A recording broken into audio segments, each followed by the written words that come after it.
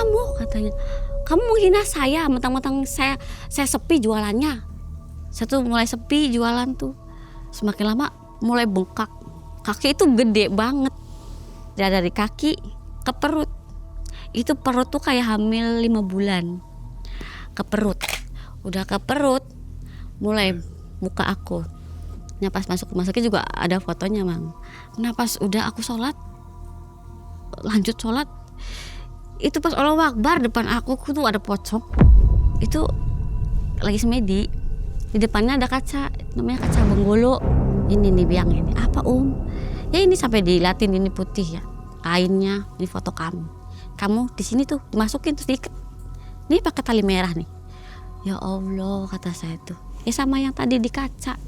Titip dede mah, karena emang aku di situ udah kayak gak kuat buat nahan sakit itu.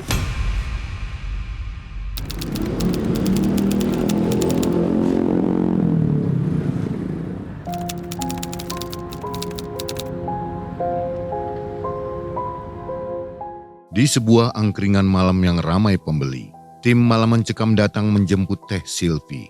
Ia duduk tenang menggenggam secangkir jahe hangat yang menghangatkan suasana di malam yang singkat.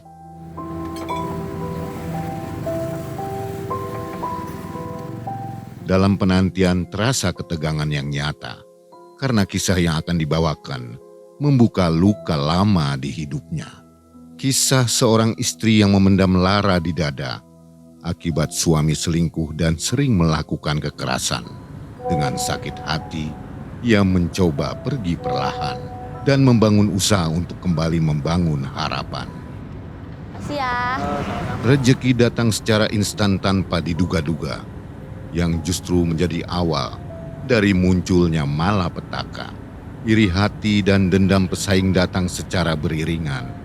Gangguan yang datang setiap malam sungguh mengerikan. Teh Silvi, aduh abis pulang shift malam nih ya, langsung kita jemput pakai debas. Iya Kak Bila, aku emang habis pulang shift malam. Ya jadi sekalian aja gitu. Tapi Teh ngeri juga ya kisah ceritanya. Niatnya cari rezeki malah dikirimin santet sama orang lain tuh.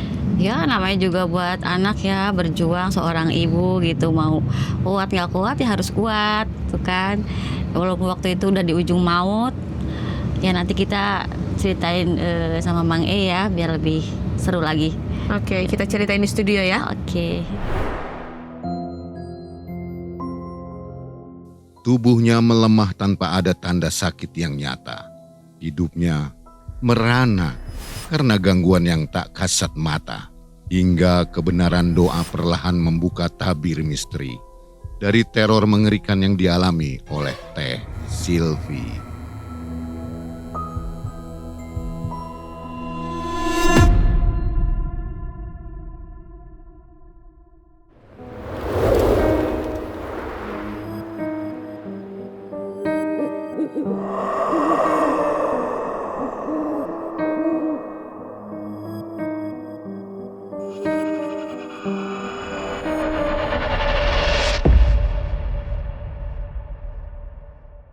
Assalamualaikum warahmatullahi wabarakatuh.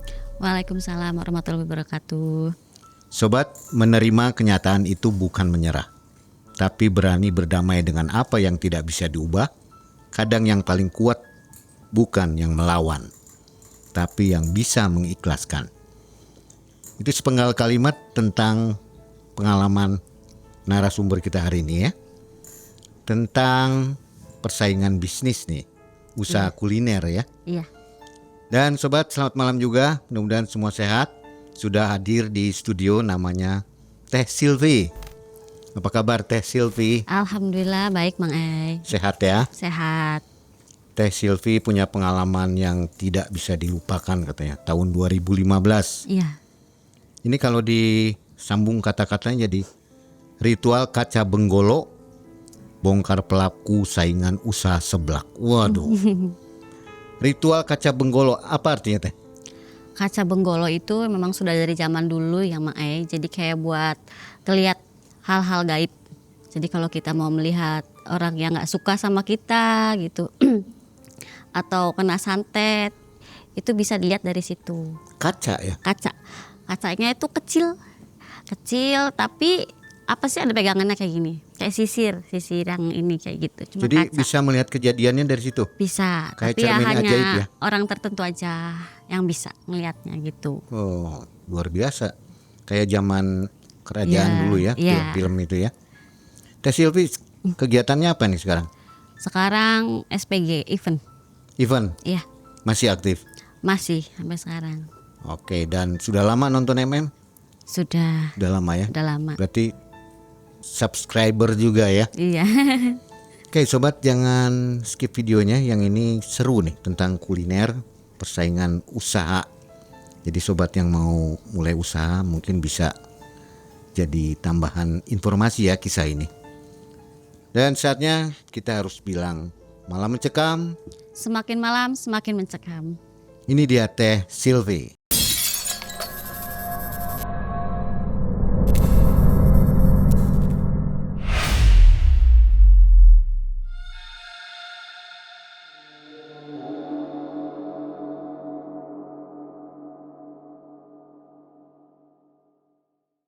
Awalnya begini Mang E.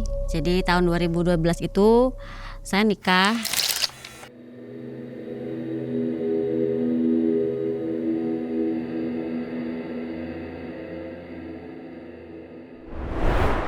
Sama suami saya dulu. Terus di awal-awal pernikahan memang memang masih bahagia-bahagianya ya, masih seneng-senengnya, masih saling sayang gitu kan. Pas pertengahan tahun ya, setengah tahun nikah, itu tuh ada perubahan di dalam dirinya dia tuh gitu. Setengah tahun. Setengah tahun tuh udah dari sikap, dari perkataan itu berubah drastis. Entah dia sakit atau emang baru kelihatan ya sifat aslinya seperti itu gitu. Jadi yang dulunya ya sayang gitu, suka manja-manjain saya, pas setengah tahun tuh udah kelihatan kasar. Dari perkataan sampai melakukan KDRT. Di situ saya merasa kayak yang kaget. Jadi masalah sekecil apapun pasti dia tuh langsung kayak yang mukul, nendang, nggak sekedar mukul dan nendang, pasti ngehajar maling aja gitu. Ngecutusin Masalah maling ekonomi gitu. bukan? Bukan masalah ekonomi, karena memang seorang yang terima juga, cuman kayak yang dia pulang kerja gitu, kayak sedikit telat ngasih makan atau kasih kopi, itu udah langsung marah gitu. Karena kan saya nggak tahu dia pulang jam berapa gitu kan, nggak tentu. Nah kebetulan kan saya waktu itu nikah itu tinggal sama nenek saya di situ, karena nenek saya kan sendirian. Pas beberapa waktu itu dia itu sempet dipindah ke daerah kerjanya, jadi kan pulang itu kadang 2 minggu sekali, sebulan sekali gitu loh. Jadi ya kayak yang jarang ketemu lah gitu. Nah suatu saat tuh dia pulang itu nggak tahu langsung marah-marah gitu. Kamu nggak becus jadi istri katanya. Terus loh saya salah apa? Saya bilang kamu nggak becus jadi istri, makanan nggak ada apa nggak ada loh. Itu ada makanan, saya udah masak. Saya bilang gitu, tinggal dimakan. Itu saya karena saya ngejawab kali ya, jadi langsung ditampar sama dia, langsung dihajar, mata saya sampai biru semua di situ. Pokoknya dihajar sama dia, dasar lu katanya gitu.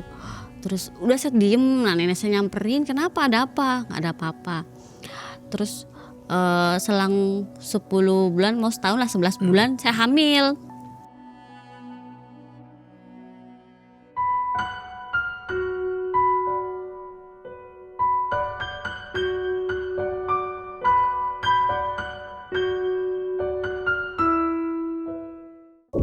Nah saya hamil di situ, jadi dia seneng karena kan memang dia kepengen punya anak kan. Mungkin saya pikir dia kasar tuh karena kepengen punya anak lama gitu, jadi ya mudah-mudahan berubah gitu. Tapi ternyata enggak. Saya lagi hamil besar pun dia tetap ngehajar saya. Pokoknya saya sampai babak belur. Dan di situ saya hamil 8 bulan itu hampir keguguran karena dia tuh sering disiksa sama dia. Pas saya lahiran, jadi pas saya lahiran anaknya kan laki-laki, anaknya itu ya kemauan dia. Jadi dia di situ berarti selama anak saya sampai 3 bulan lah nggak pernah kasar, nggak pernah ngomong kasar sama KDRT lagi, nggak pernah. Tapi pas umur anak saya 4 bulan, di situ mulai kayak gitu lagi. Dan saya tuh pas lagi nidurin anak, itu dia keluar kamar bawa HP itu nerima telepon, nggak tahu dari siapa. Mungkin karena dia pikir oh nggak kedengeran kali gitu. Terus saya tanya, kamu telepon siapa? Enggak, udah kamu diem. Kalau nggak kamu saya gampar, kamu diem kamu gitu. Nerima telepon di luar sambil telepon. Nah kedengeran lah. Bentar ya, ada istri saya belum tidur. Di situ siapa? Malam-malam itu kan malam-malam. Saya marah di situ. Saya gendong anak, itu sampai saya ditarik, dijambak rambutnya dari belakang, jatuhlah saya sama anak saya di situ. Dia bilang, "Lu mau tuh dua-duanya mati aja lu," kata gitu. "Mati lu semua lu." Nah, itu mau diinjek kita berdua tuh, tapi ada nenek saya datang kan. Nenek saya datang misahin, nenek saya kan dijongkongin, dicorogin gitu. Jadi ya berarti selama 2 tahun lah sama dia tuh, saya tuh kayak gitu tuh, kena KDRT sama dia tuh selama 2 tahun. Galak banget ya. Ya, Laporan nggak ke polisi? sempat laporan ke polisi, cuman saya pikir ya kayak yang ya udahlah, yang penting dia mau cerai sama saya gitu, jadi udah gitu. Jadi waktu itu saya sempat telepon ibu saya, kan memang orang tua saya nggak tahu sama sekali gitu saya kayak gitu, sama sekali nggak tahu. Jadi makanya itu saya telepon mama saya, "Ma, sini rumah," saya bilang. "Kenapa Nok?" katanya. "Mau cerita, tapi mama jangan sakit ya kalau aku cerita," aku bilang gitu. Terus mama bilang, "Ya katanya. Terus datang itu tuh mama lihat aku udah biru-biru mata, padahal udah biru-biru semua gitu. Mama nangis, "Kenapa kamu jatuh?" katanya. Enggak, aku bilang enggak. "Kenapa?" Suami saya memang nggak ada di situ kan, karena pulang ke mamanya gitu. Jadi mama saya datang, tadi dia nggak tahu kalau orang tua saya datang gitu loh. Nah udah kayak gitu, "Ini ada apa?" katanya. Aku bilang, "Aku dipukulin." "Kok kamu dipukulin siapa?" "Aku dipukul sama suami," aku bilang. Sebenarnya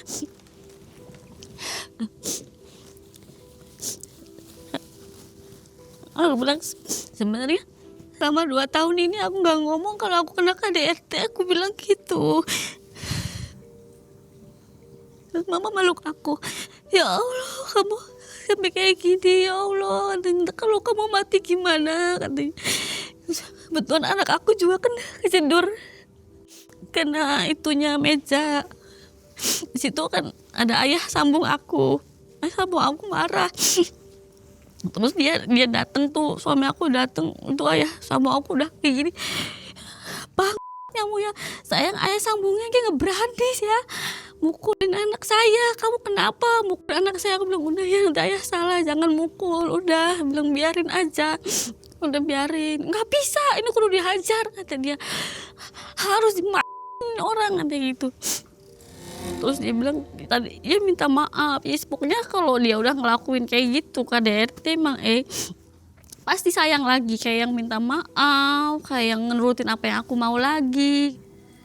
Terus udah kayak gitu begitu lagi, udah kasar lagi, ya minta maaf lagi, sayang lagi. Kayak punya gitu. kelainan ya? Iya, kayak punya kelainan. Udah aku mau pisah, aku nggak kuat. Biar anak aku bawa.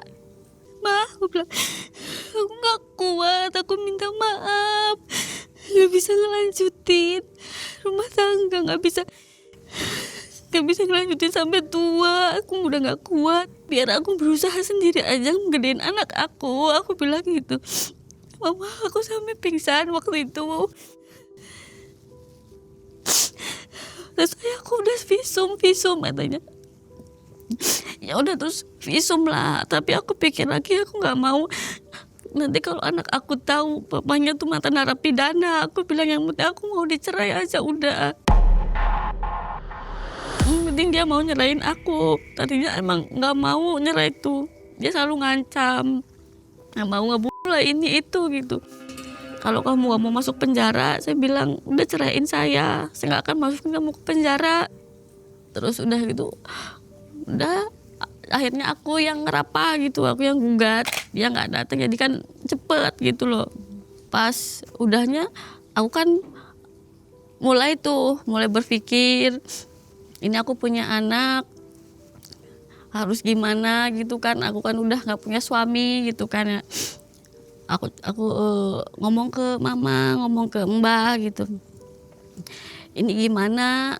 Kalau aku kerja nggak mungkin aku ninggalin anak gitu kan karena masih kecil. Terserah kamu maunya gimana.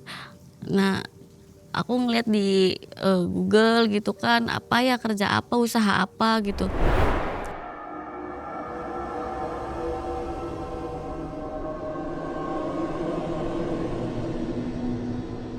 Pas tahun 2015 itu kan lagi awal-awal boomingnya seblak ya. Seblak itu, jadi aku berpikiran buat buka seblak, usaha seblak karena kan belum terlalu ramai, belum terlalu banyak yang jualan seblak waktu itu. Dan ya udah akhirnya aku lihat resepnya, aku cari resepnya, terus aku bilang ke mbah aku, ya udah sini sok mbah modalin, kebetulan habis panen kemarin. Jangan, kata aku tuh, ya udah aku ada cincin, aku bilang gitu. Enggak usah, cincin disimpan, kata mbak. Nih buka sana, kamu cari tahu dulu usaha seblaknya di mana, tempatnya di mana. Jadi aku cari tahu, ternyata ada di pasar. Ada yang kosong, lahan kosong. Kebetulan juga kan pasarnya itu sampai sore bukanya. Jadi aku tuh buka dari jam 10 pagi sampai jam 5 sore gitu. Di situ tuh tempat parkirnya orang-orang gitu yang mau ke pasar. Dan nanya di situ, ya katanya Mbak, di sini paling nggak ada sewa sih, katanya nggak ada sewa buat lahan, paling buat uang keamanan 10.000 dulu mah, 10.000 katanya gitu. Oh ya udah, seharinya 10.000. Ya udahlah, jadi aku kayak yang nih Mbak ada meja buat ini kompor mah udah pakai kompor Mbak. Ya udah tuh aku buka, bismillah kan di situ. Sendirian deh? Sendirian. Aku benar-benar sendirian karena mama kan nggak di sini ya, mama sama bapak gitu di Jawa Tengah. Jadi aku sendirian, benar-benar bismillah ta'ala. Aku bilang aku pasrahin ya sama Allah tuh. Nah awal buka ya namanya orang jualan gitu Mang. Jadi kayak sepi aja. Aku sampai kayak yang mau nyerah ya. Namanya manusia gitu kan, pengen nyerah, ini gimana, aku harus beli susu buat anak, pampers. Aku juga nggak mungkin minta terus sama nenek. Jadi sempet sampai yang mau tutup gitu loh. Selama 2 bulan aku tuh sepi banget karena kan kalau seblak itu kan bumbunya kan nggak tahan lama. Jadi kan harus beli baru lagi kan, modal lagi. Sedangkan modal aja kan nggak balik gitu. Nah setelah 2 bulan itu Mbah nyaranin, bismillah berjuang, nih Mbah tambahin lagi modal, udah sana yang penting kamu mau berjuang. Saya baru inget di situ, ya mungkin Allah kasih jalan, telepon lah teman kerja saya dulu. Saya bilang sini mampir ke warung saya buka seblak nih. Oh seblak yang lagi ini ya rame viral katanya. Iya mau coba deh, di sini udah lagi masih jarang katanya gitu, masih jarang yang jualan, pengen.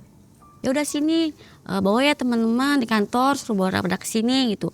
Nah dari situ rame lah tuh yang dari teman-teman kantor, terus mungkin yang orang situ karena rame ya, jadi penasaran kan. Jadi rame di situ, yang tadinya cuma dapat 30.000, ya paling gede 50 gitu sehari, sekarang udah dapat 200, 300 gitu satu hari. Itu nutup modal pastinya, itu buat sehari-hari ada gitu kan. Nah itu udah rame banget, alhamdulillah. Pas suatu hari itu ada ibu-ibu datang gitu, tapi kayaknya mukanya bukan orang asli sini gitu kan. Datang, Neng jualan apa katanya. Jualan seblak Bu, mangga boleh, barangkali ibunya mau nyobain. Kebetulan suami saya juga baru, saya bilang gitu, nyoba ini. Nah itu ibu itu datang tuh, saya tuh udah mau setahun buka buka seblak tuh. Ya emang lah, udah bener-bener rame banget. Saya mau coba Neng satu katanya. Boleh Bu, boleh kata saya tuh. Nah si ibu makan lo enak ya Neng seblaknya. Iya alhamdulillah kalau ibu suka nggak apa-apa Bu, besok kalau kesini lagi ya belilah kesini nggak apa-apa. Saya bilang kebetulan kalau hari Jumat saya ngadain Jumat berkah juga, aku bilang gitu. Aku tanya ibu dari mana, saya mah dari luar kota, namanya siapa Bu, saya bilang oh ya sebut saja namanya Bisiti. Ya si ibu itu nggak tahu tinggalnya di mana, aku nggak nanya, cuman katanya sih dekat situ, rumahnya dekat situ, baru pindah ngontrak ngomongnya gitu. Umuran berapa teh? Umuran 40-an ya kayaknya, udah ibu-ibu gitu gitu. Kalau sekarang mah 40-an. Terus ya sering tiap hari ke situ makan seblak aku gitu, jadi kayak langganan gitu. Nah suatu hari tuh nanya sama aku, Neng jualan kayak gini tuh modalnya berapa awal-awal gitu. Oh ya nggak banyak sih Bu, saya awal-awal modal cuma 700, saya bilang gitu. Ya udah karena ini juga kan meja sendiri, saya bilang gitu. Nah terus selang beberapa hari si ibu itu buka usaha seblak lagi. Cuman itu seberang-seberangan lah, seberang-seberangan, nggak jauh-jauh banget, nggak deket-deket banget gitu. Jadi kayak seberang jalan gitu. Tapi ngomong dulu ke teteh. Nggak ngomong. Tiba-tiba dia jualan aja buka gitu. Cuma kan kalau saya mah pikirnya ya udahlah, mungkin ibu itu terinspirasi dari saya gitu, dan rezekinya juga masing-masing kan gitu. Rezeki saya, rezeki ibu tuh ya ibu itu gitu. Jadi Bisiti mau buka apa aja ya terserah gitu, haknya dia. Ya mas saya mah santai gitu itu tuh. Ya masih baik-baik aja, cuman memang kalau yang saya pikir mah saya rame itu karena memang sudah lama gitu. Saya juga kan ngerasain kayak Bisiti ya, Bisiti sepi. Saya ngerasain waktu awal buka pun kan kayak gitu kan. Bisiti sepi, yang beli cuma 1-2 orang, 5 orang gitu. Nah Bisiti tuh dateng ke saya tuh ngeluh gitu, Neng ini jualan Bisiti kok sepi ya katanya. Ya aku ngomong ya Bisiti sabar, namanya juga orang usaha, awal-awal pasti sepi, aku juga kayak gitu. Ih tapi liat Neng mah rame, katanya rame banget. Ya wajar Bi, saya kan udah lama, udah 1 tahun di sini tuh, udah kenal semua sama yang pedagang di sini juga. Oh iya ya, tapi Bisiti bisa nggak ya katanya, kayak Neng rame, Bismillah. Saya bilang yang penting kan berusaha dulu, ikhtiar Bi. Namanya rezeki mah udah tertakar, nggak akan tertukar, saya bilang. Oh iya Neng, selang berapa hari tuh, nah itu karena weekend ya, saya tuh rame banget. Pada saya tuh udah nambah 1 orang gitu buat bantuin saya, bener-bener gak pegang banget karena saking ramenya jualan saya tuh. Kebetulan liburan juga. Nah ngelihat Bisiti tuh nggak ada yang beli gitu, kasihan gitu. Aduh ini saya nggak kepegang gitu kan, mikir saya tuh apa Bisiti aja disuruh bantuin biar ada pendapatan gitu kan sehari-harinya. Jadi saya ke Bisiti lah, ke sana nyamperin Bisiti. Bi punten, saya bilang iya Neng kenapa? Bi minta tolong, saya bilang Bisiti mau nggak ya bantuin saya? Kebetulan warung sayanya rame, sayanya kewalahan banget, udah ada orang satu juga sayanya masih kewalahan pisan, saya bilang gitu. Nah di situ Bisiti mungkin pengiranya saya tuh apa sih beda gitu, penilaian dia beda gitu, saya ngomong kayak gitu. Langsung kamu katanya, kamu menghina saya, mentang-mentang saya sepi jualannya, kayak gitu. Kamu udah menghina saya ya. Loh saya bilang enggak Bi, maaf kalau misalnya Bisiti salah menilai, saya nggak gitu maksudnya. Maksud saya itu saya tuh bantuin Bisiti supaya Bisiti tuh ada pendapatan, penghasilan. Kan Bisiti ini sepi nih, tapi ya punten kalau nyinggung, saya bilang. Cuma saya nggak ada ke arah situ Bi.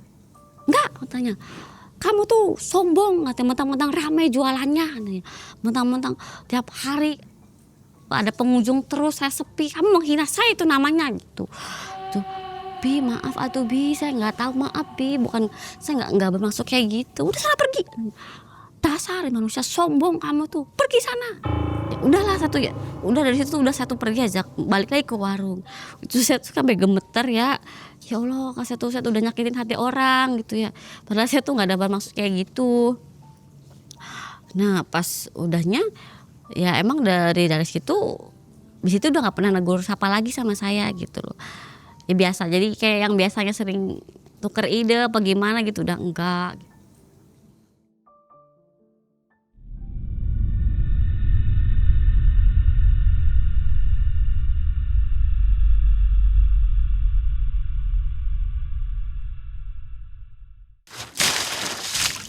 Permisi, paket. Oh iya, Kak. Atas nama Teh Silvi ya? Iya benar. Sorry, ini paketnya. Oh iya. Foto dulu boleh? Boleh. 3, 2. Oke, makasih ya Teh Silvi. Sama-sama Kak. Wah, ini paket yang aku beli nih dari Malam Mencekam Store. Ih keren banget. Aku pakai dulu ah. Ih pasti keren. Nyaman banget dipakainya. Pas seminggu tuh saya tuh mulai sepi jualan tuh. Bener-bener sepi, bener-bener sepi banget. Tadinya bener-bener rame itu, ya minimal 20 orang aku buka warung itu 20 orang tuh udah ngantri gitu. Ini bener-bener gak ada. Warung Bisitinya Warung Bisiti malah rame. rame. Aku nggak ada pikiran gimana ya, mungkin ya aku sih cuma berpikirnya ya mungkin rezeki lagi di Bisiti gitu. Lihat warung Bisiti rame, kok sepi ya Allah, ya udahlah saya pikirnya mungkin rezeki sayanya lah lagi segini gitu kan. Berpikir positif lah mau kata gitu.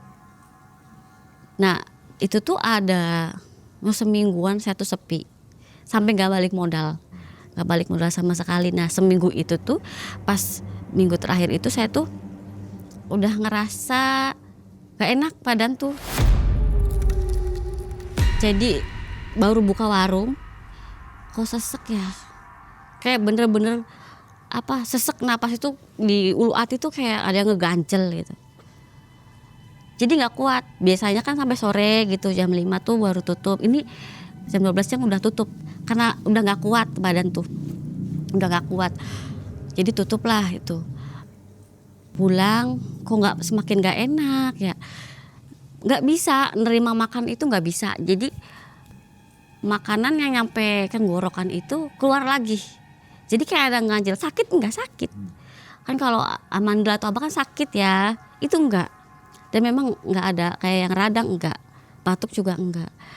Jangankan makan, minum aja aku nggak masuk. Mau nelan minum aja susah banget, kayak yang harus ditekan dulu. Jadi itu tuh hampir 2 minggu lah aku nggak masuk makan. Bubur juga harus cuma 2 sendok udah. Semakin lama itu tuh kayak semakin nggak bisa tidur. Jadi tidur tuh duduk. Tidur tuh kayak gini Mang. Tidur tuh gini. Nggak bisa yang rebahan gitu, nggak bisa. Jadi kalau aku tidur rebahan kayak napasnya ditutup gitu. Nggak bisa napas sama sekali, kayak aduh ya Allah ini kenapa, aku sakit apa gitu. Aku pikir angin, sampai dikeruk sama nenek aku ya nggak merah gitu. Kenapa? Semakin lama mulai bengkak. Kaki itu gede banget. Dari kaki nih, kok kaki bengkak ya? Kenapa ini? Ya, dari kaki ke perut.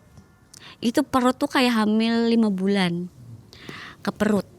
Udah ke perut mulai muka aku bengkak. Jadi seluruh tuh bengkak semua.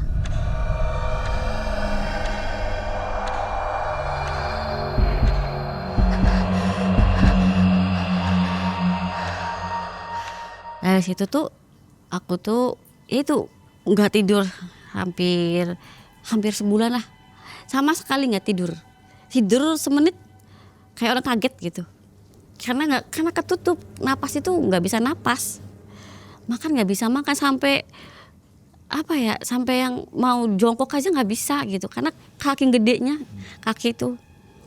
Dari situ aku ngomong ke mama, telepon, ini kenapa ya Ma, kok sakitnya aneh, kamu kenapa, kena asam lambung tak, katanya.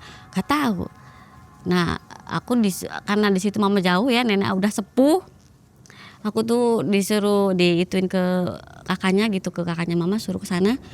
Coba minta tolong katanya sama Uwa, sama Teteh katanya gitu ke rumah sakit. Nah, terus pas aku datang ke rumahnya Uwa itu, baru nyampe rumah, baru depan rumah pintu itu jelek. Itu Uwa aku kayak astagfirullahalazim, kayak ngaget. Ya akunya kan kaget lagi. Hah, kenapa Wak? La ilaha illallah, Allahu Akbar. Udah kayak ngeliat apa nggak tahu. Kenapa kata aku gitu. Dok, kamu kok pucet banget kayak mayat. Ya aku bengong kan kayak mayat. Kini kamu ada darahnya enggak? Kamu pucet banget kayak mayat. Ya Allah, aku sampai bengong situ. Kini aku kenapa gitu. Sampai yang nangis. Bawa ke rumah sakit, udah bawa ke rumah sakit nih. Dari situ aku dibawa ke rumah sakit sama Teteh, sama kakak sepupu aku tuh. Nah turun dari mobil aku udah nggak kuat di situ tuh, dalam perjalanan udah nggak kuat ya. Udah nggak bisa ngomong. Jadi kayak kalau ngomong kayak orang habis maraton terus langsung ngomong, ngap gitu tuh. Di situ nggak bisa turun dari mobil aja nggak bisa. Sampai perawatnya itu bawain kursi roda kan. Naik kursi roda pun nggak bisa, sampai bener-bener dibopong. Di ini udah nggak bisa, pokoknya sampai gini sampai udah, tolong Mas, kan daftar dulu kan itu, tolong Mas, saya bilang ini saya udah gak kuat, ini benar saya udah gak kuat Mas, tolong Mas. Oh ya masuk UGD katanya. Langsung ke UGD kan, langsung dikasih oksigen, itu kayak yang plong banget, kayak benar-benar ada udara gitu, ada yang udara di situ. Nah pas masuk rumah sakit juga ada fotonya Mang, ada fotonya. Ini kita tayangkan ya foto waktu di rumah sakit. Nah udah gitu nggak lama kan dokter datang nih, dokternya pun kaget gitu. Ini kenapa katanya, sampai bengong ngeliatin saya tuh sampai bengong. Dokter itu kok bisa gini, kok bengkak semua, ibu tadi kenapa kata. Udah saya nggak bisa ngomong, udah nggak tahu udah gitu. Kata perawat, dok ini rasanya udah napasnya udah ini katanya nggak bisa ngomong lagi, udah terengah-engah katanya. Periksa katanya, ambil darah, terus cek darah gitu, terus dicek sama dokter gitu, siapin ruang ICU. Saya kaget, loh masuk ICU separah ini kah saya gitu kan. Saya semua nanya ini masuk ICU beneran apa, saya nggak bisa ngomong ya, udah bener ngap banget. Langsungnya alat-alatnya siapin, cek apa ambil darahnya gitu. Nah pas ambil darah si perawat itu nyuntikin ke tangan aku tuh berkali-kali, itu nggak ada darahnya. Dia ambil tuh nggak ada darahnya gitu. Sampai dia kebingungan kan, manggil temennya. Saya tuh sampai gini, kenapa kok pada sampai 4 perawat tuh datang. Ini nggak ada darahnya, Mbak ini gimana? Kok nggak ada darahnya?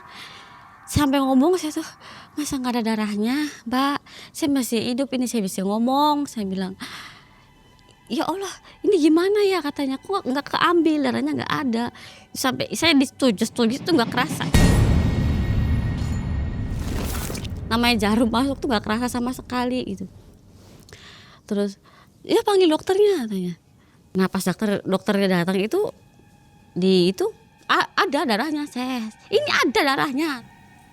Saya kan bengong semua, empat perawat itu bengong semua. Kok bisa kali gitu ya. Alhamdulillah itu bisa keambil darahnya. Udah itu ini ya pasang impusan. Diimpus tuh nggak masuk jarum itu, kayak yang teh lemes. Ini saya tuh udah lemes banget Mbak, udah nggak ada tenaga. Saya bilang, Mbak masalahnya apa lagi sih? Saya bilang tadi nggak ada darahnya, sekarang jarum nggak masuk. Itu sampai bingung tuh, Mbak maaf ya kalau sakit nggak sakit. Saya bilang nggak kerasa sama sekali. Yang bener Mbak, iya. Sampai ada mau sejam itu masukin jarum impusan nggak masuk. Terus akhirnya tuh masuk ya terus gitu. Udah gitu udahlah dipindah tuh langsung ke ICU, alat semua dipasang, alat jantung gitu kan, sampai yang dijepit itu apa tuh jantung kali ya itu. Nah di situ tuh saya tuh nggak kuat nahan kaki tuh, kayak sakit banget, kayak urat yang ditarik gitu tuh, kayak disat. Bener-bener ya Allah, nangis aku, ya Allah itu kenapa, sakit apa gitu kan. Nah terus mama kan belum dateng kan, masih ada teteh yang nungguin. Mama telepon, nah mama telepon bilang, "Nok, ini mama mimpi nggak enak," kata mama gitu. "Mimpi apa?" Aku bilang, "Kamu tuh kakinya diikat sama benang merah," katanya gitu. Gak tau kain, gak tau apa, pokoknya warnanya merah. Kakinya diikat kenceng banget. Mama ngimpi bae meren, mamanya udah sini cepetan, bayar gak itu. Tapi beneran ngimpinya gak enak.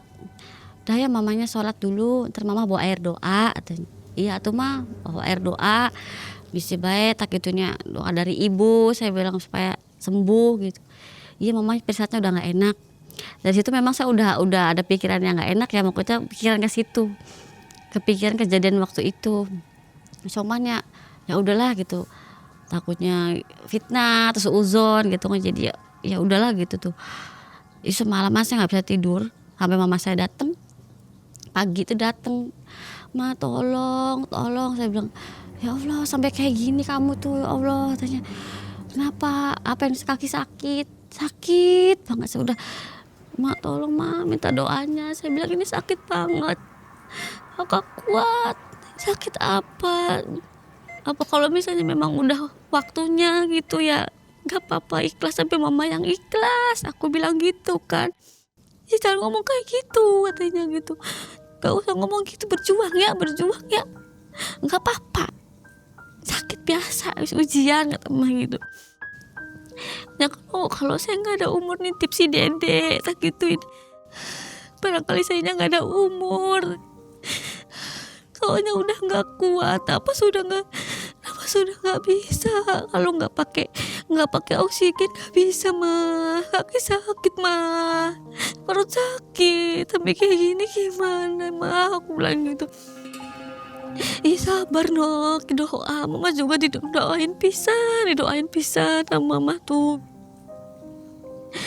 Iya, tapi kalau emang umurnya udah nggak lama, aku bilang mamanya yang ikhlas, titip Dede, aku bilang ya, titip Dede mah, karena emang aku di situ udah kayak nggak kuat buat nahan sakit itu. Napas juga kalau dicabut itu ngap gitu, kelagepan gitu tuh.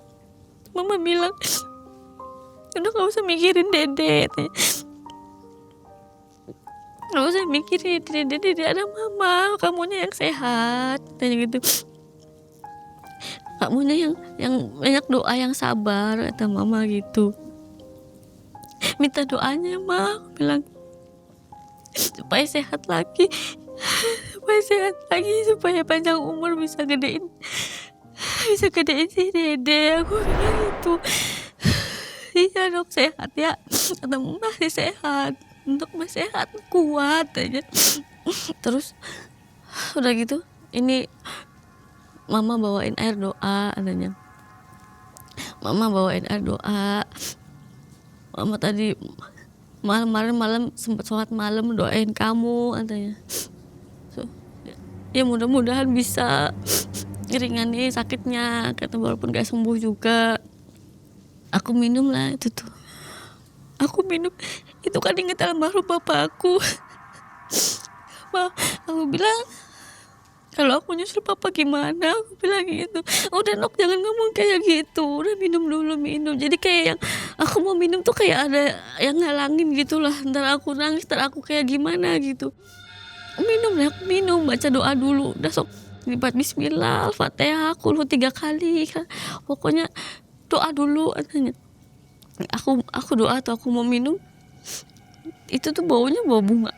Jadi kayak air itu tuh kayak rendeman bunga 7 rupa. Air rendeman bunga 7 rupa baunya. Aku mau minum, wah kok ini bau bunga, mama kasih bunga. Enggak, maksud dikasih bunga, soalnya doa mama, nanya, "Bau bunga mama cium coba mah." Terus cium sama mama, enggak, cium lagi. "Enggak Nok, enggak, orang nggak bawa apa-apa. Teh coba teh cium teh, coba katanya. Enggak, orang air biasa." Aku, ya Allah, tapi bau bunga mah takut mah, kayak orang takut. Takut mah nggak mau, takut. Nggak apa-apa, orang itu air dari mama, yang ngedoa mama. Cepat minum katanya. Aku minum kan, aku minum, aku minum bismillahirrahmanirrahim ta'ala ya. Minum juga kayak kesentek karena memang belum bisa nelen ya. Minum sedikit sama abisin mama bilang abisin.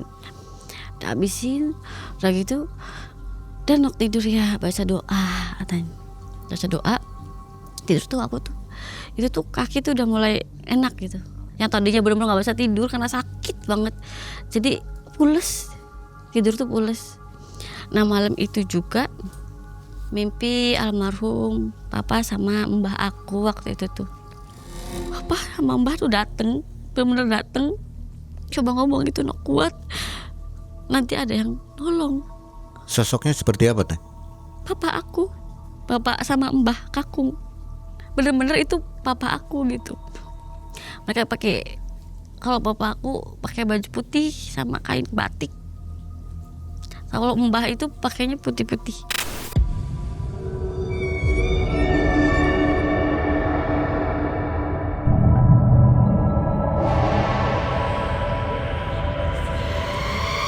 Itu terus udah aku bangun, aku cerita sama mama, aku ceritain semua.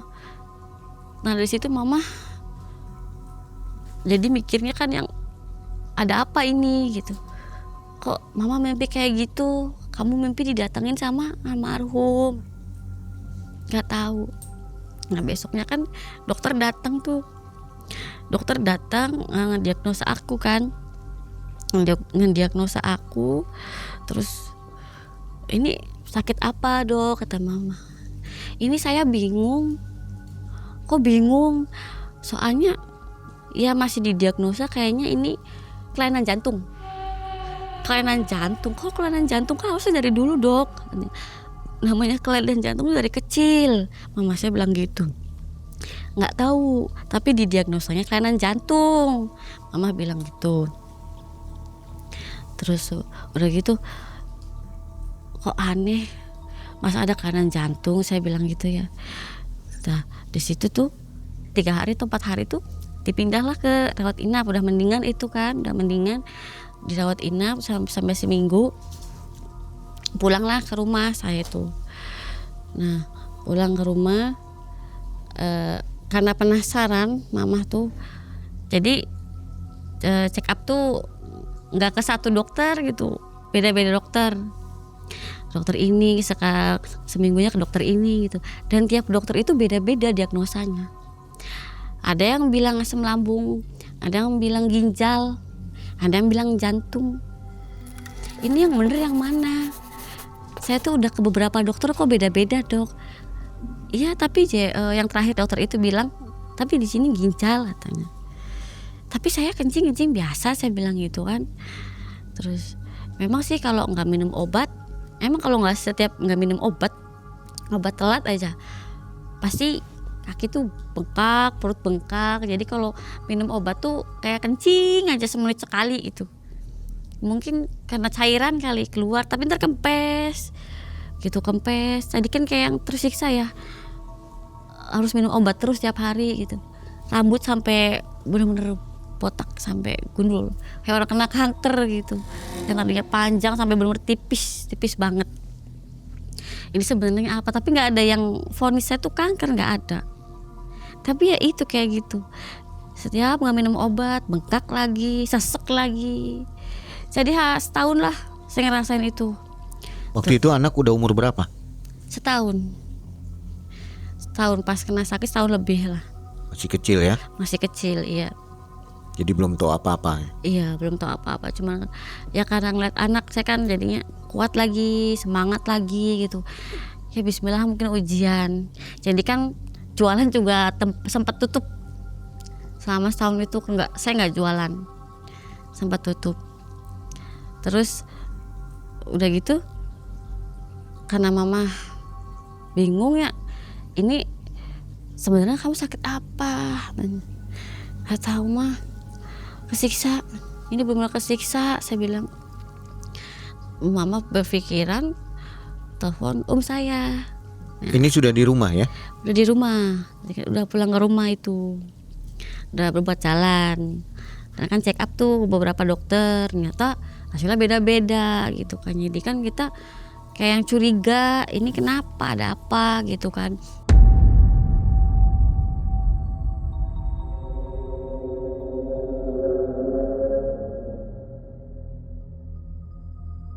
Mama berpikiran buat telepon saya, ya sebut aja Indra namanya.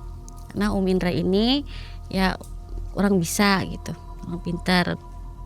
Tapi beliau jauh, di Jawa Timur. Teleponlah Indra. Mama ceritain semuanya. Terus Indra kebetulan kan belum sempat ke situ waktu pas telepon ya. Ya sudah, nanti saya pulang ke sana. Tunggu aja. Kamu gini aja dulu katanya. Sebelum Indra datang, kamu ngelakuin sendiri, karena nggak tahu Indra juga ini kamu sebenarnya ada apa. Cuma memang Indra di sini ngerasa kamu ada apa-apa gitu. Sok kamu jalanin dulu yang kasih tahu nih. Tapi harus bener-bener ya, Indra bilang gitu. Telepon ya, di telepon itu. Iya yang kamu rasa tuh apa? Sesek, kata saya tuh. Sesek, bener-bener sesek banget. Kaki bengkak, perut bengkak, kata saya tuh. Kalau nggak minum obat ya bengkak, saya bilang. Tapi kalau minum obat ya kempes lagi karena keluar kencingnya juga yang kayak bener-bener bukan kencing biasa, kayak ser gitu, kayak banyak banget. Dan itu tuh 1 menit sekali itu, bayangin bolak-balik kamar mandi 1 menit sekali untuk kencing gitu. Terus Indra bilang cuma kayak menghela nafas gitu ya beliau tuh. Ya udah gini, kamu harus kuat ya 1 minggu. Indra kan sana mungkin minggu depan ya katanya. Selama 1 minggu kamu ini puasa ya, tapi jangan bolong 1 pun. Terus sholat malam ya, sholat taubat, sholat hajat, dan sholat tahajud. Itu pun jangan bolong selama 1 minggu. Nanti godaannya tuh ada dan akan diwujudkan apa yang kamu alamin katanya. Tapi kamu harus siap ya. Iya kata aku tuh. Satu syaratnya, kalau kamu nanti sudah tahu, kamu nggak boleh dendam, kamu harus ikhlas lillahi ta'ala. Itu syaratnya. Kamu ngelakuin sholat malam juga, kamu nggak boleh ada pikiran negatif, buang semuanya, anggap aja ujian kata tuh. Jadi harus ikhlas semuanya lah ya. Jadi saya tuh ngelakuin tuh sama 1 minggu puasa. Memang godaannya luar biasa, puasa tuh ada aja luar biasa godaannya. Entah yang saya yang nggak kuat gitu kan. Saya sholat malam pertama lancar, kedua lancar, 3 di sini tuh mulai ada kayak yang gangguannya luar biasa ya, sampai terakhir hari ketiga sama hari terakhir. Hari ketiga itu pas saya habis sholat malam itu kayak ada benda yang buk gitu dari atas, jeder, pokoknya kayak yang petir apa nggak ngerti. Astagfirullah, apa ini. Terus tikus putih itu lewat depan sajadah tuh lewat gitu. Kok ada tikus putih? Baru itu saya ngeliat tikus putih tuh depan mata saya gitu loh ya. Biasanya di TV gitu kan. Nah pas kebesokannya ada bapak-bapak lewat itu. Ya beliau tuh bilang pas mama lagi ngejemur, "Ibu," katanya, "tadi malam tuh nyalain lampu di atas katanya." "Lampu apa Pak?" katanya. "Saya tuh malam tuh ngeliat ada cahaya di atas, bundar tapi kayak api. Muter-muter aja gitu." "Yang bener Pak?" "Iya, tapi muter-muter aja gitu. Tapi ya kayak api, bundar kecil," katanya. Tetangga itu. Tetangga. Kayaknya lagi ini malam kayak apa? Kayak hansip gitu bendelanya. Saya tuh sampai kaget, itu apa, barangkali apa, tapi lampunya bukan lampu katanya. Jadi kayak bola tapi ada apinya gitu. Dari situ, wah, mama bilang nggak bener nih katanya gitu. Saya sholat malam lah gitu. Hari terakhir itu paling gongnya. Saya tuh diliatin semuanya. Hari terakhir kan saya kan pas turun kasur, Pas turun kasur itu mau wudhu ya, di dapur bluk gede banget, itu hitam tinggi, sampai diem aja.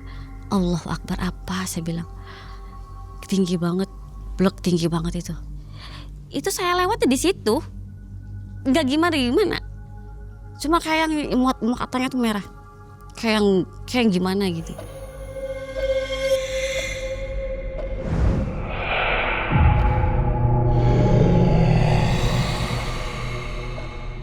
Kayak ngalangin, cuman saya ya udah gitu, saya mau sembuh karena saya yakin itu saya mau sembuh, bodo amat.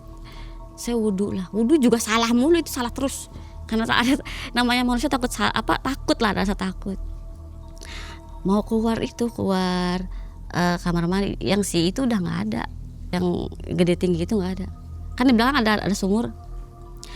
Kuntilanak merah itu jelas banget, rambutnya panjang, dia senunduk tapi dia bengis, kayak ngeliat aku tuh gini, mukanya sih nggak, cuma kayak matanya aja kelihatan gitu.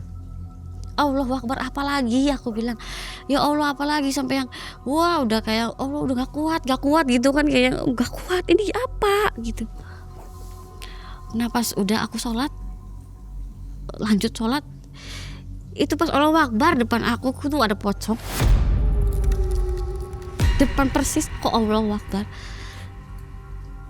Aku sampai wah udah gak kuat. Itu hari terakhir, itu beneran wah apa ya, hitam kosong gimana ya, sampai merinding, ngeri, bener-bener tinggi banget, sampai aku sampai Allahu Akbar.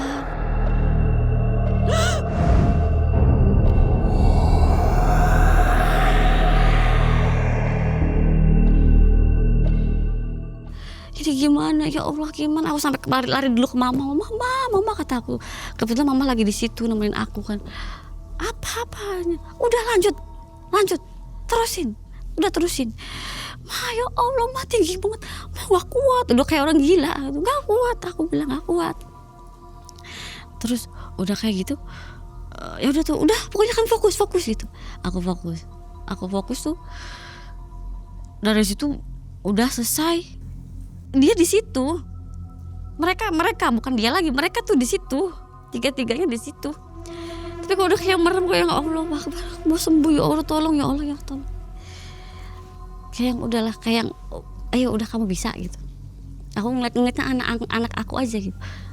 Udah selesai sholat, mereka udah terus muntah, pokoknya muntah. Udah gitu kan, udah muntah, udah plong gitu kan. Om Indra besok datang nih Om Indra nih. Pas buka pintu ngeliat aku, nggak banyak ngomong, cuma gitu aja. Nah terus langsung ke dalam manggil nenek aku kan Mimi ya, kalau itu manggilnya Mimi kaca katanya. Iya itu ada di situ, ada di lemari. Kaca apa aku bilang. Nah terus masuk kamar lah om aku tuh, ditutup pintu tuh. Karena aku penasaran, ini kenapa aku tiba-tiba langsung minta kaca gitu kan. Aku ngintip dari luar tuh, itu lagi semedi, di depannya ada kaca, namanya kaca benggolo ya. Si om aku tuh kayak ada ngeliat gitu, tapi aku nggak ngeliat. Kayak ngeliatin kaca gini aja dia. Karena aku penasaran, aku masuk lah. Om, cuma ngelengak gitu. Apa? Lagi ngapain? Aku bilang. Om cuma, kamu nih kenapa tadinya? Katanya. Ya nggak kenapa. Aku bilang. Kenapa? Sok om tanya, kamu kenapa? Ada masalah apa? Terus emang kenapa sih, ada apa, kata saya tuh, ada masalah apa kamu pernah nyakitin hati orang atau apa? Ya waktu itu sih pernah ada konflik sih, itu juga karena nggak disengaja, aku bilang gitu. Nih ya om kasih tahu, orangnya tuh ibu-ibu katanya, ibu-ibu yang nggak tinggi banget ya, pendek banget, agak putih. Aku langsung kepikiran Bisiti. Oh kata aku tuh. Terus iya, jadi ya Om udah bilang ya, kamu jangan dendam ya, yang ikhlas. Kalau kamu sembuh katanya, mau sembuh nggak? Iya sembuh, tapi kamu harus ikhlas. Iya saya ikhlas, saya bilang. Udah gitu, ya udah 1 kali ritual lagi buat penyembuhan kamu. Cari daun benalu 7 lembar, jangan yang terlalu tua, jangan yang terlalu muda. 7 lembar kamu jemur, kamu rebus gitu. Jadi aku cari daun benalu, itu nyuruh teman aku. Benalunya tuh jangan benalu yang lain selain benalu mangga, harus benalu mangga itu tuh. Di situ Teteh udah bisa bergerak ya? Udah bisa jalan. bergerak, iya udah bisa jalan. Udah mendingan, tapi memang masih lemas gitu. Daun benalu, temanku dapat ini katanya, jemur. Udah dijemur seharian sampai benar-benar kering ya. Iya direbus lah gitu. Nah dari waktu aku ngerebus itu itu minta tolong mama aku, di mana tempat jualannya. Mama aku nganterin lah. Nah di situ aku tuh nemuin buntelan. Jadi meja itu kayak buat bawahannya gitu. Mama tuh ngeraba gini, dia dapet tuh. Nah di bawah meja jualan tuh ada Indra itu nemuin buntelan. Jadi dibungkus kayak kain putih, diikat sama kain merah. Dibuka itu ada foto aku.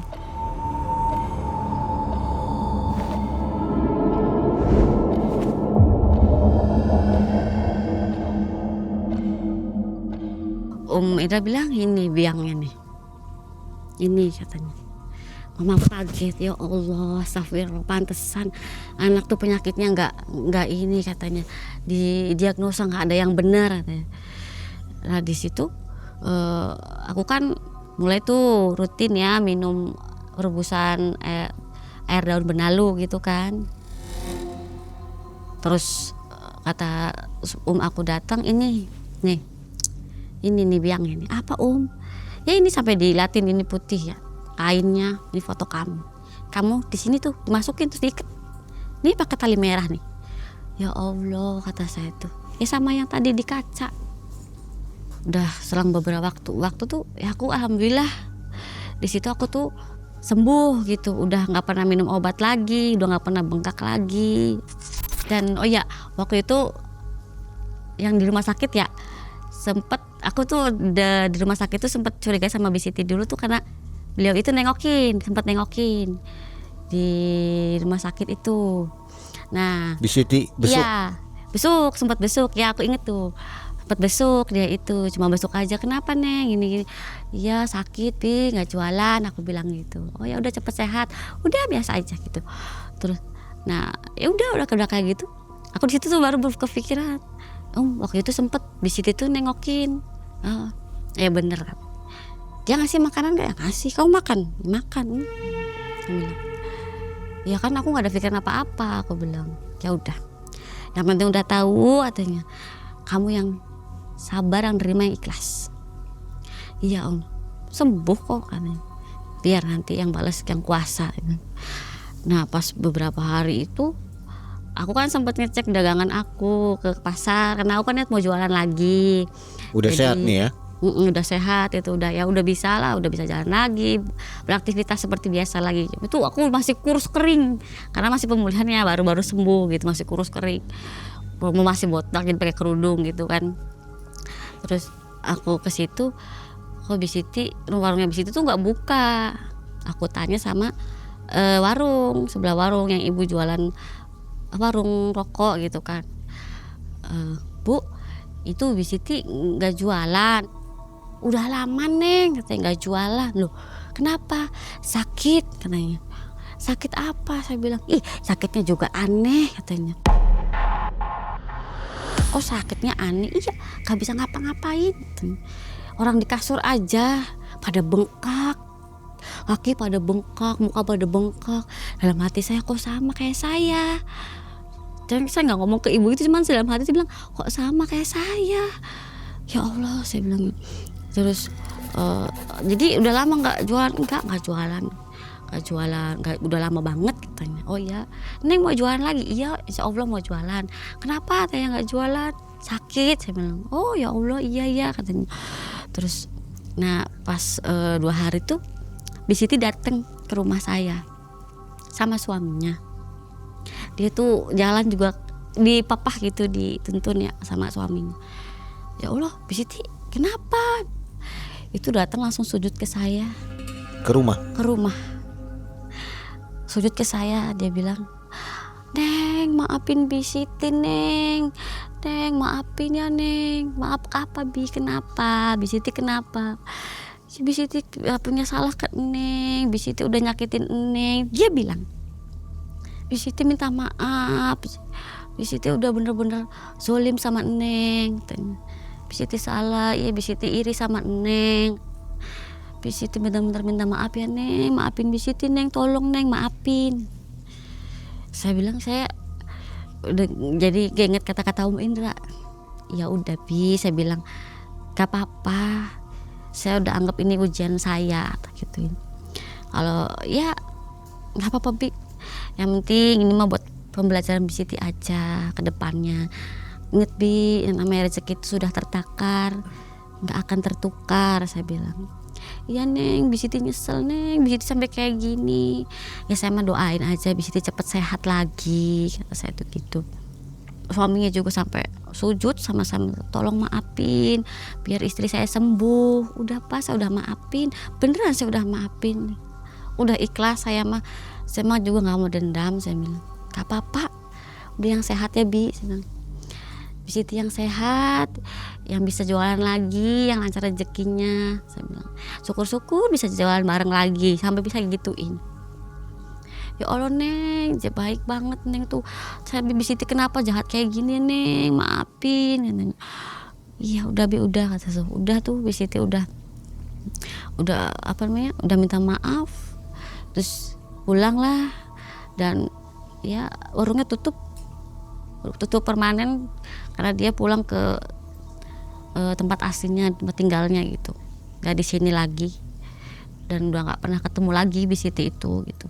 Terus dagangnya diterusin deh? Dagang sempat diterusin lagi, jualan lagi sampai sampai anak TK, berarti TK. Terus karena udah bisa ini kan, kalau udah gede gitu kan, saya tinggal kerja gitu. Mulai kerja ya? Iya. Waktu buka ramai lagi sebelaknya? Ya agak sepi dulu sih, agak sepi, tapi nggak lama karena memang kan udah terkenal, jadi ya seminggu lah agak sepi tuh. Udah lama, setahun tutupnya gitu, seminggu baru rame lagi. Alhamdulillah rame lagi. Setelah itu tutup ya? Ya bubar. yang bubar. Yang Bisiti udah pulang kampung gitu, udah bener permanen, tutup permanen gitu. Jadi ingin melakukan kebaikan, berbuat baik, jadi salah ya Teh? Iya. Kesimpulannya seperti itu. Iya. Hati-hati juga ya kita ingin jadi nggak selamanya kita niat berbuat baik ya. Iya. Dibalas diniin baik lagi tuh. Sangkanya menghina ya. Sangkanya malah menghina, iya. Ada pesan nggak untuk penonton MM nih dari kisah ini? Pesannya ya apa ya, buat yang usaha di luaran sana tetap semangat. Jangan pernah menyerah. Satu, jangan pernah iri dan dengki sama rezeki orang lain. Karena rezeki itu yang tadi saya bilang sudah tertakar dan gak akan tertukar. Rezeki itu udah masing-masing. Teh Silvi hanya ingin hidupnya kembali tenang. Sebagai ibu tunggal, ia membangun semuanya sendirian. Warung seblak itu perlahan membawa harapan baru bagi Teh Silvi yang sedang menata kembali hidupnya agar jauh lebih berharga. Namun kesuksesan kadang mengundang rasa iri, dan persaingan mulai terasa di tengah ramainya warung itu, hingga tubuhnya mendadak melemah tanpa alasan yang jelas.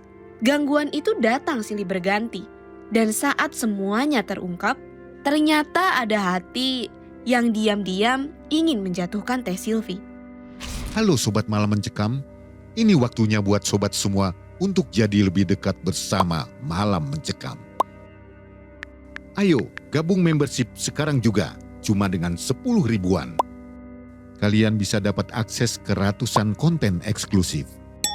Mulai dari pembuktian ilmu goib, perjalanan dan penelusuran tim Malam Mencekam, sampai momen lebih dekat bersama para narasumber. Dan gak cuma itu, member juga bisa nonton video terbaru lebih awal. Plus dapat emoji dan badge eksklusif khusus member, biar identitas kalian makin mencekam. Klik tombol gabung sekarang dan jadilah bagian dari keluarga besar member Malam Mencekam.